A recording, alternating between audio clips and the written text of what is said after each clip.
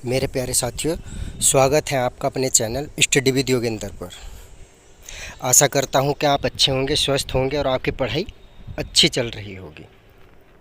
मैं ईश्वर से ऐसी कामना करता हूं कि जितने भी साथी हमारे से जुड़े हैं, इस चैनल से जुड़े हैं, वो जल्द ही सफलता प्राप्त करें। आइए बिना देरी किए हुए हम अपने टॉपिक की शुरुआत करते हैं। आज का टॉपिक है हमारा रक्त परिसंचरण तंत्र। तो प्यारे साथियों, नोट्स बनाते चलिए और लिखते चलिए। एक भी क्वेश्चन यहाँ से बाहर नहीं होने वाला। देखिए साथियों, आइए समझते हैं हम। तो प्यारे साथियों, हमने ये स्ट्रक्चर बनाया है हार्ट का, दिल का। ये लोकल है, आकृति हृदय की और होती है, लेकिन हमने समझाने के लिए इस तरह की आकृति बनाई है। इससे आप ठीक तरह से समझ पाएंगे। तो सबसे पहले हम इसको ही समझेंगे, फिर इससे बनने वाले सवालों पर हम चर्चा करेंगे जो मैंने नीचे लिखे हैं। आइए शुरुआत करते हैं। तो प्यारे साथियों, मैंने यहाँ पर बनाया है हृदय, और हृदय के दो पार्ट बनाए मैंने, जिसके 4 पार्ट होते हैं, यानी कि 4 कोष्ठक का हृदय होता है। एक होता है दायां अलिंद, ये दायां अलिंद है। एक होता है बायां अलिंद, और एक होता है दायां निलय, और एक होता है बायां निलय। यानी कि अलिंद और निलय में विभाजित होता है दिल, 4 कोष्ठक का होता है। ठीक है प्यारे साथियों, हमारे हृदय में 4 मुख्य बातें होती हैं। 4 से मिलकर हमारा हृदय बना होता है। पहला ब्लड होता है, दूसरा आलिंद और निलय होते हैं, तीसरा धमनी और शिराएं होती हैं। ठीक है प्यारे साथियों, तो आइए हम आगे बढ़ते हैं। यहाँ से ये शरीर है हमारा, बॉडी के प्रत्येक अंग हैं, विभिन्न अंग हैं, जहाँ से अशुद्ध रक्त बहता है। और शिरा क्या करती है, अशुद्ध रक्त को मानव शरीर के अंगों से दायां आलिंद तक ले जाती है। ये शिराएं हैं, शिरा दायां आलिंद तक ले जा रही है। दायां आलिंद से यहाँ पर एक वाल्व लगे होते हैं, जिसे हम कहते हैं ट्राइकस्पिड वाल्व या त्रिवलनी कपाट। इन कपाट से होते हुए ब्लड दायां निलय में पहुंचता है, दायां निलय में पहुंचता है। और दायां निलय में पहुंचने के बाद यहाँ से ब्लड को बहने के लिए जगह नहीं मिलती, इसीलिए ये बलनी कपाट बंद हो जाते हैं। तो यहीं से एक पल्मोनरी धमनी, ये लिखा है हमने पल्मोनरी धमनी, यहाँ से लगी हुई होती है, जो अशुद्ध रक्त को हमारे फेफड़ों तक ले जाती है। तो फेफड़ों तक अशुद्ध रक्त को पल्मोनरी धमनी ले जाती है। ये कैसा रक्त है, अशुद्ध रक्त। तो याद रखना साथियों, अशुद्ध रक्त मानव शरीर के दाएं भाग में बहता है, जबकि बाएं भाग में शुद्ध रक्त बहता है। फेफड़ों से बायां आलिंद तक शुद्ध रक्त को पल्मोनरी शिरा लाती है, और ये बायां आलिंद में लेकर आती है। ये शुद्ध रक्त है, ऑक्सीजन युक्त है। ये ऑक्सीजन रहित था, इसमें CO2 होता है, फेफड़े में जाता है, फेफड़े ऑक्सीजन मिलाते हैं, ऑक्सीजन अलग करते हैं, कार्बन अलग करते हैं। शुद्ध रक्त को बायां आलिंद तक पल्मोनरी शिरा लेकर आती है। फिर यहाँ पर एक बाल्ब लगा होता है, द्विवलनी कपाट। इस द्विवलनी कपाट से बायां आलिंद से रक्त बायां निलय में पहुँचता है, और बायां निलय में पहुंचने के बाद फिर यह शुद्ध रक्त विभिन्न अंगों को, महाधमनी अओर्टा भी कहते हैं, इसके माध्यम से विभिन्न अंगों को पहुंचता है। ठीक है प्यारे साथियों, आइए हम इस पर बनने वाले सवालों पर चर्चा करते हैं। अगर प्यारे साथियों आपको समझ में ना आया हो तो दोबारा से एक बार फिर हम समझते हैं। याद रखिए प्यारे साथियों, रक्त परिसंचरण तंत्र 2 प्रकार के होते हैं, खुला और बंद। जितने भी कशेरुकी होते हैं उनमें बंद रक्त परिसंचरण तंत्र पाया जाता है। मानव में रक्त परिसंचरण तंत्र बंद रक्त परिसंचरण तंत्र पाया जाता है। ठीक है प्यारे साथियों, यहाँ पर मानव शरीर से CO2 युक्त यानी कि अशुद्ध रक्त शिराएं लेकर जाती हैं, और दायां आलिंद में ले जाती हैं। दायां आलिंद से त्रिबलनी कपाट से रक्त दायां निलय में पहुंचता है। दायां निलय से अशुद्ध रक्त पल्मोनरी धमनी फेफड़ों तक ले जाती है। फेफड़े इसे शुद्ध करते हैं और शुद्ध करने के बाद फेफड़ों से शुद्ध रक्त पल्मोनरी शिरा के माध्यम से बायां आलिंद तक पहुंचता है। बायां आलिंद के बाद यह दायां निलय में पहुंचता है और दायां निलय से शुद्ध रक्त मानव शरीर के विभिन्न अंगों को पहुंचा दिया जाता है और यह काम करती है महाधमनी या ओर्टा कहते हैं जिसे। ठीक है प्यारे साथियों, आइए हम इस पर बनने वाले सवालों पर चर्चा करते हैं, क्या क्या यहाँ से सवाल पूछे जाते हैं। जैसे सबसे पहले प्यारे साथियों नोट्स बनाते चलिए, लिखते चलिए। सबसे पहले पूछा जाता है कि मानव शरीर में, मानव हृदय में कैसा रक्त परिसंचरण तंत्र पाया जाता है। तो कैसा परिसंचरण तंत्र है? बंद परिसंचरण तंत्र होता है। दूसरा, रक्त परिसंचरण तंत्र की खोज किसने की? तो रक्त परिसंचरण तंत्र की खोज विलियम हार्वे ने की। किसने की प्यारे साथियों?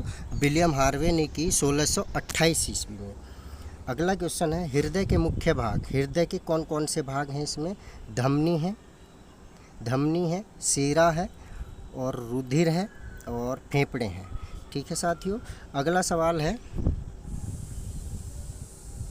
धमनी शुद्ध रक्त का वहन करती है। प्यारे साथियों मैंने अभी बताया कि जो धमनी होती है वो शुद्ध रक्त का वहन करती है, अशुद्ध रक्त का वहन नहीं करती है। यदि प्यारे साथियों पल्मोनरी लग जाए, पल्मोनरी धमनी या पल्मोनरी शिरा, जिसके आगे पल्मोनरी लग जाए या फुफ्फुस धमनी या फुफ्फुस शिरा लग जाए तो वो जस्ट अपोजिट का काम करती है। जैसे धमनी शुद्ध रक्त बहाती है जबकि पल्मोनरी धमनी अशुद्ध रक्त बहाती है।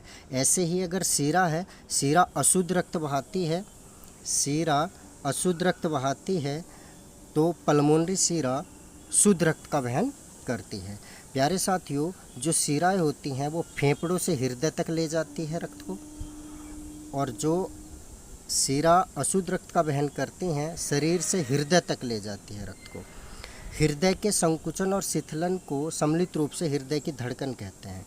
प्यारे साथियों त्रिबलनी कपाट के खुलने और बंद होने को संकुचन और शिथिलन कहते हैं। उसके बंद होने और खुलने की एक पूरे चक्रण को हम सम्मिलित रूप से एक धड़कन कहते हैं।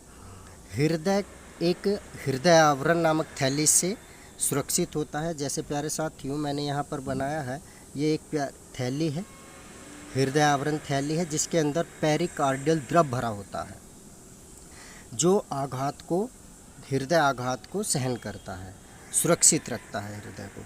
आइए साथियों आगे हम बात करते हैं अगले क्वेश्चन पर। अगला क्वेश्चन है प्यारे साथियों हृदय का भार कितना होता है? हृदय का भार 300 से 310 ग्राम तक होता है। यह मानव शरीर का सबसे व्यस्त अंग है।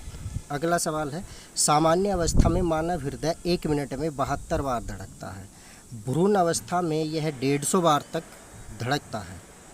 हृदय की मांसपेशियों को रक्त, ये क्वेश्चन बहुत अच्छा है प्यारे साथियों, देखते हैं। हृदय की मांसपेशियों को रक्त कोरोनरी धमनी पहुंचाती है। बहुत मोस्ट है, कोरोनरी धमनी पहुंचाती है। यदि कोरोनरी धमनी में रुकावट हो जाए तो हृदयघात हो जाता है, जिसे हार्ट अटैक बोलते हैं। यानी कि हार्ट अटैक जो होता है वो कोरोनरी धमनी में रुकावट होने के कारण होता है, जो हृदय की मांसपेशियों को रक्त पहुंचाती है।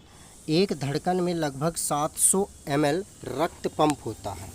प्यारे साथियों एक धड़कन में लगभग 700 ml रक्त पंप होता है। इसका मतलब ये है कि एक धड़कन यानी कि एक बार संकुचन और शिथिलन में 700 ml रक्त का पंप होता है। अगला क्वेश्चन है रक्तदाब। स्वस्थ मनुष्य का रक्तदाब 120/80 mmHg इसे मरकरी बोलते हैं, मरकरी में होता है। इसे स्फेग्नोमैनोमीटर से मापा जाता है, यानी कि रक्तदाब को स्फेग्नोमैनोमीटर से मापा जाता है। प्यारे साथियों कुछ सवाल और हैं, जैसे अगर मैं कह दूं अम्लीयता हृदय की गति को बढ़ाती है। ध्यान रखने, नोट कर लेना, जो अम्लीयता होती है, अम्लता होती है वह हृदय की गति को बढ़ाती है, जबकि क्षारीयता जबकि क्षार्यता हृदय गति को कम करती है। आगे नेक्स्ट है, हृदय के बाएं भाग में शुद्ध रक्त बहता है, दाएं भाग में अशुद्ध रक्त बहता है। ठीक है प्यारे साथियों, हृदय का जो अध्ययन किया जाता है वो विज्ञान की शाखा है जिसे हम कार्डियोलॉजी कहते हैं। क्या कहते हैं प्यारे साथियों? कार्डियोलॉजी कहते हैं। कार्डियोलॉजी में हृदय का अध्ययन किया जाता है। नेक्स्ट है, अगला क्वेश्चन है ईसीजी। ईसीजी किससे संबंधित है? तो प्यारे साथियों, ईसीजी हृदय से संबंधित है। इसकी फुल फॉर्म होती है इलेक्ट्रोकार्डियोग्राफ। ये इसकी फुल फॉर्म होती है। तो ईसीजी किससे संबंधित है? तो किससे संबंधित है? हृदय से संबंधित है। नेक्स्ट है हमारे प्यारे साथियों, महाधमनी बाएं निलय से सभी अंगों को रक्त पहुंचाती है, जिसे हम अओर्टा कहते हैं। हमने बता दिया है, ये महाधमनी है जो रक्त शरीर के अंगों को पहुंचा रही है, शुद्ध रक्त पहुंचा रही है। हृदय की आवाज़ जो होती है प्यारे साथियों, वो लब-डब की होती है। कैसी होती है? लब-डब की आवाज़ होती है। ठीक है प्यारे साथियों, तो ध्यान रहे कि अशुद्ध रक्त का वहन जो कर रही है वो कर रही है शिराएं, लेकिन पल्मोनरी शिरा क्या कर रही है? अशुद्ध रक्त को फेफड़ों तक पहुंचा रही है। शुद्ध रक्त पल्मोनरी, यहाँ पर देखे समझे, शुद्ध रक्त पल्मोनरी शिरा फेफड़ों से आलिन तक यानी कि हृदय तक ला रही है, जबकि शुद्ध रक्त शरीर के अंगों को महाधमनी पहुंचा रही है। तो प्यारे साथियों ध्यान रखना, यहाँ पर यूपी पुलिस में क्वेश्चन पूछा गया कि महाधमनी किस भाग पर लगी होती है, किस चैम्बर पर लगी होती है? तो किस चैम्बर पर लगी होती है प्यारे साथियों? बायां निलय पर लगी होती है। ये क्वेश्चन पूछा गया है। पूछा जाता है कि 4 कोष्ठक यानी कि 4 कोष्ठक वाले हृदय में मनुष्य के सबसे बड़ा और सबसे मजबूत कक्ष कौन सा होता है? तो सबसे बड़ा और सबसे मजबूत कक्ष होता है बायां निलय। ठीक है प्यारे साथियों, तो ये हमारा रक्त परिसंचरण तंत्र था, हृदय था। आपकी आशा करता हूँ कि आपकी समझ में आया होगा। आज के लिए इतना ही, धन्यवाद।